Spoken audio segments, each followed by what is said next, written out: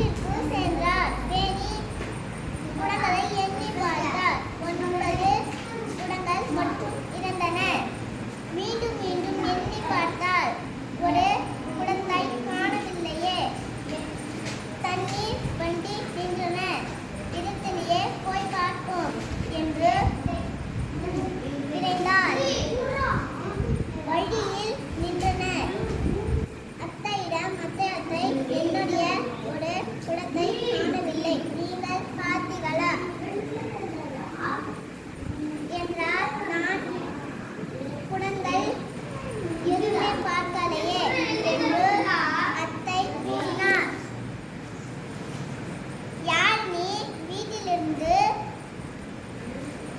ஓடி குடத்துடன் ஓடி வந்து, அக்கா இந்த பச்சை குடமா பாருங்கள் என்று